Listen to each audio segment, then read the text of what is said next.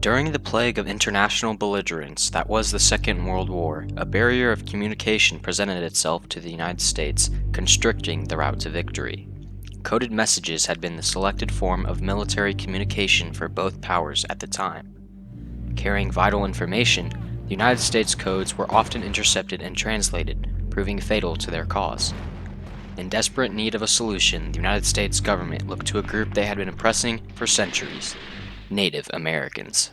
Ready to change the course of history, Native Americans responded honorably by aiding their past oppressors. In World War II, the Navajo code talkers broke a communication barrier through the creation of an indecipherable code that directly contributed to Allied victory as well as subsequent military operations of the United States. Through their immense impact on the war, Navajo code talkers later gained widespread recognition that broke the barrier of America's false, misconstrued societal stigmas placed on Native Americans. This is Waco at St. Millennium, the first verse. Nos kabikana ilata so konta silkai nebekachi do trakachi ta soko. But where did it all begin? It started in 1912 when the idea of using a native, local tongue for code emerged in World War I. This was a small-scale operation featuring Choctaw Indians talking through telephones in their widely unknown language. However, they did not code their messages. Their success created a path for the Navajo code talkers in World War II. During World War II, the Axis powers utilized their, at the time, unbreakable Enigma code that the Germans had developed. Meanwhile, the Japanese had broken every American code up to that point. This presented a barrier of communication to the U.S. as the military could not safely communicate in, to, or near battlefields and buffer zones. Seeing the success of the Enigma code, the United States realized that an unbreakable code of their own would be necessary in order to win the war.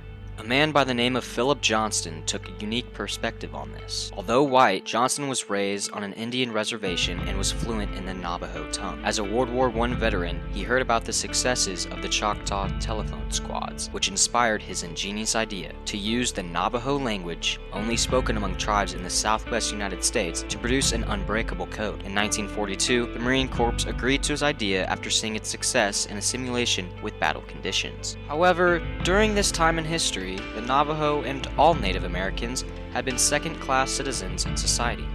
It was a societal barrier based on false stigmas that all Native Indians had faced for centuries. They were not understood by the public and faced many difficulties. Throughout the history of the United States, Native Americans had to endure this barrier from not only society, but from the government as well. Dr. Scott Shoemaker, curator of Native American art, culture, and history at the Idle George Museum, said, "Since the early formation of the United States, Native people were seen as enemies. Native nations have always been portrayed as a threat to progress in the mythology of America."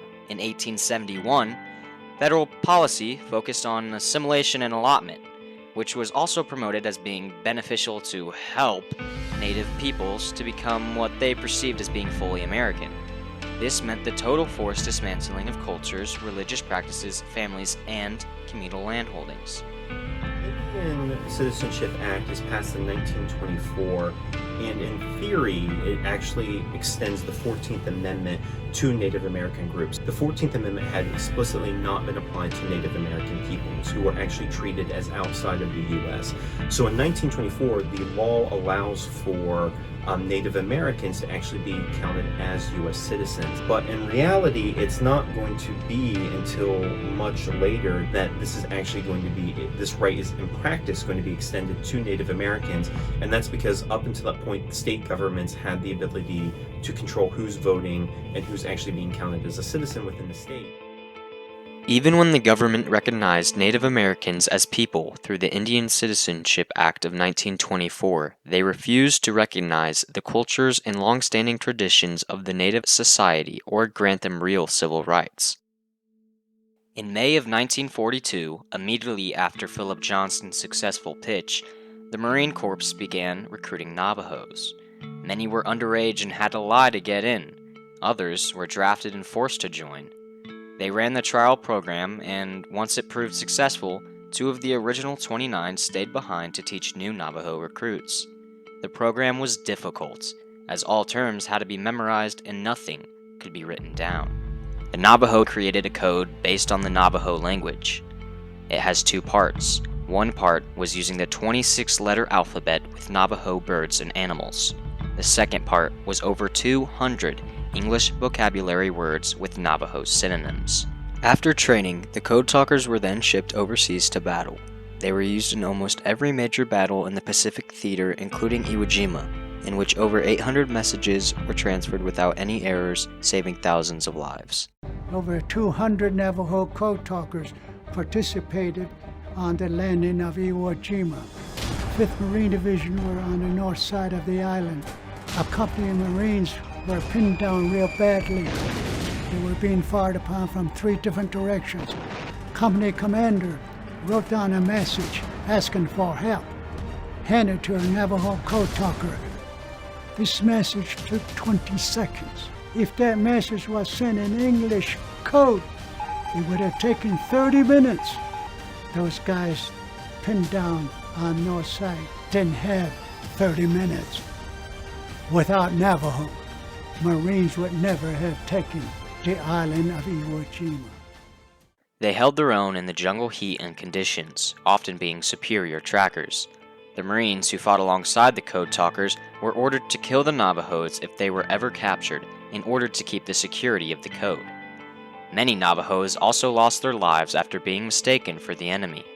In the end, over 400 men graduated from the Navajo school, where the code talkers were trained. The Navajos saved the lives of many Allied soldiers through preventing errors and thwarting attacks, a result of their effective communication that allowed information to be transmitted and received faster than ever before. The communication barrier had been completely ravaged, broken, torn down by this extremely effective code. The use of the Navajo Code in World War II would continue to impact American society from behind the scenes for years to come. The code would continue to be unbroken and used in the next years of the Korean and Vietnam Wars with the same success. The use of the code also led to a greater respect of the Navajo language in the beginning, even if only by those who were read into the program, as it would not be declassified until the end of its use in 1968. The use of the Navajo language in the war would highlight the importance of keeping diverse languages alive and supported, as previously the government had worked to Americanize the Navajos and ironically promoted to end the language that would later save the United States. Once back home, they were recognized only by their local native community for following a tradition of fighting and going to war. There were dances and celebrations upon their return, but also some spite because they chose to fight with the white men. Once the mission was declassified, there began to be a slight change in the public sentiment towards the Native Americans due to their honor and bravery, but they still lacked recognition for the major role they played in the war. But finally, the Code Talkers were honored. In 1982, under the Reagan administration, August 14th became National Code Talkers Day. In 2000, President Clinton recognized the original 29 Code Talkers with gold medals, an improvement from the previous certificates of recognition they had been awarded. In 2008, the Code Talkers Recognition Act was passed by Congress to honor and recognize those from the Sioux, Comanche, and Navajo tribes who used the Navajo Code. This time, the heroes were given proper recognition with the awarding of congressional medals. The societal barrier that Native Americans had faced for centuries was finally broken. Today, Navajo Code Talkers still affect American society. The use of the Navajo language in the war reminded the United States of the importance of diversity, especially through language. Dr. Scott Shoemaker puts it best, saying, "The irony is that many of the Code Talkers had attended boarding schools where their language was disintegrated, but that without them, the results of World War II may have been completely different." The Code Talkers served as an example of how Native Americans do contribute to society and deserve the same as any other citizen. In 2014, the last of the original Code Talkers passed away. They will go down in history as righteous heroes who saved thousands of lives with their bravery and led the United States to victory on multiple occasions by breaking communication barriers. Furthermore, as the destructors of an age-old societal barrier that Native Americans suffered from for centuries. Although they are deceased, their impact will live on forever.